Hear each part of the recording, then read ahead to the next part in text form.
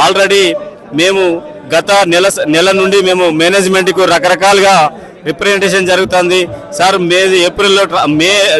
జనవరిలో ట్రాన్స్ఫర్ చేయొద్దు sir, academic year పిల్లల ఎగ్జామ్స్ ఉంటాయి, చాలా మంది ట్రాన్స్ఫర్ వల్ల ఇబ్బంది పడతారు, పిల్లలు వాళ్ళు డిస్టర్బ్ అవుతారు, exam timing sir, academic year sir. ఏ డిపార్ట్మెంట్లో అయినా మినిమం 3 years సర్వీస్ ఉంటేనే చేస్తారు. మీరు 3 years సర్వీస్ తీసుకోండి సార్, 2 years లో చేస్తే ఇబ్బంది పడతారు.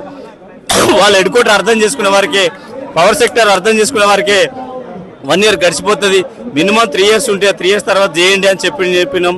తర్వాత మేము ట్రాన్స్ఫర్కు ఎప్పుడు వ్యతిరేకత కాదు, మీరు అకాడమిక్ ఇయర్లో చేయండి, ఆల్ డిపార్ట్మెంట్లకు అకాడమిక్లో చేస్తాను, మాకు కూడా అకాడమిక్ ఇయర్ చేయండి అని మేము రిక్వెస్ట్ చేయడం. జాబ్కు రిప్రజెంటేషన్ చేయండి, మేనేజ్మెంట్కి రిప్రజెంటేషన్ చేసినాం. వీళ్ళందరూ పవర్ సెక్టార్లో ఏ ట్రాన్స్ఫార్మర్ చూసినా కూడా కంపెనీ వైజ్ చేస్తూ ఉన్నారు. ఒకరు 15 సంవత్సరాలు తీసుకుంటారు, ఒకరు 5 సంవత్సరాలు తీసుకుంటారు, ఒకరు రిక్వెస్ట్ తీసుకుంటారు, ఒకరేమో 2 సంవత్సరాలు తీసుకుంటారు. ఇది చాలా దురదృష్టం. పవర్ సెక్టార్ ట్రాన్స్ఫర్స్ అయితే అన్ని మేము దాదాపు 27 సంవత్సరాల డిపార్ట్మెంట్కి వచ్చినాం. ఎప్పుడు ట్రాన్స్ఫర్ చేసినా మే ట్రాన్స్ఫర్ చేసేది, జూన్లో రిలీవ్ చేసేది.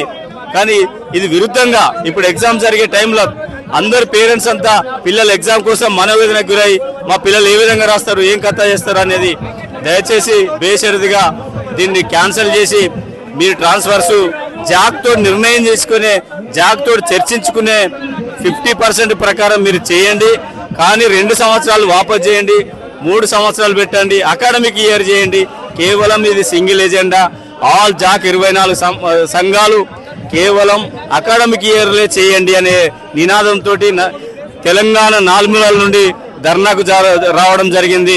ఇది చాలా బాధాకర విషయం. నిజంగా తెలంగాణ వచ్చినాక ఈరోజు ఒక అదృష్టం ఏంటంటే భారతదేశంలో ఏ రాష్ట్రంలో చేయని విధంగా 24 గంటల రెప్పపాటు కరెంటు పోకుండా నిరంతరం కష్టపడుతున్నాం. నిరంతరం ఏ నిమిషం కరెంటు పోకుండా రైతులకు, వినియోగదారులకు నిరంతరం అందుబాటులో ఉంటున్నాము. ఈ నిరంతర అందుబాటులో ఆర్టిజన్లు, కార్మికులు, ఇంజనీర్లు, ఆల్ సపోర్టింగ్ స్టాఫ్ ఎందరో సహకరిస్తారు. ఎన్నో యాక్సిడెంట్లు అయినా కూడా మేము సేవ చేస్తున్నాం. నిరంతరంగా 24 గంటల కరెంట్ ఇస్తున్నాం. మరి మేనేజ్మెంట్ ఏం అర్థం చేసుకుంటుందో, ఏ విధంగా అర్థం చేసుకుంటారో, ఇంత త్యాగం చేసినా మా విన్నపం వినసించకుండా మమ్మల్ని రోడ్ల మీద తీసుకొస్తాను. నిజంగా చెప్తానా, కరెంటు డిపార్ట్మెంట్ తోటి పెట్టుకున్న ఏ డిపార్ట్మెంట్ మాకు అన్ని సహకరించింది, మా సమస్యలు అర్థం చేసుకున్నది.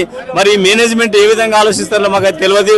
దయచేసి జాక్ విన్నపం ఆలోచించి వెంటనే మీరు గైడ్లైన్స్ చేంజ్ చేయడానికి పిలిచి ఇస్తే ఈరోజు నలుమూలలు వచ్చిన వాళ్ళు ఎలాంటి ఆటంకం లేకుండా అందరం మనస్ఫూర్తిగా మేము సహకరిస్తామని తెలియజేస్తూ, జనవరిలో మీ అందరు తెలుసు, మీకు ట్రాన్స్ఫర్స్ అయితే మీ అందరు తెలుసు, ట్రాన్స్ఫర్స్ ఎప్పుడు ఏప్రిల్ కానీ మే, జూన్లో ఉంటాయి. ఎప్పుడైనా ఎనీ డిపార్ట్మెంట్లో చూస్తారు.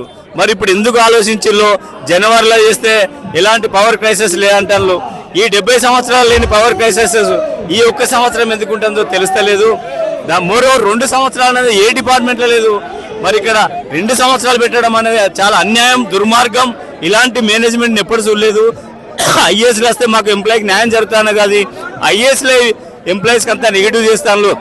దయచేసి ఈ మొండి వైఖరిని నిరసిస్తూ ఇంత పెద్ద ఎత్తున ధర్నా చేస్తున్నాం. మీరందరూ సహకరించాలి. మీరు సహకరించినందుకు ప్రింట్ మీడియా, ఎలక్ట్రానిక్ మీడియా మరొకసారి ధన్యవాదాలు చేస్తూ ముగిస్తున్నాం.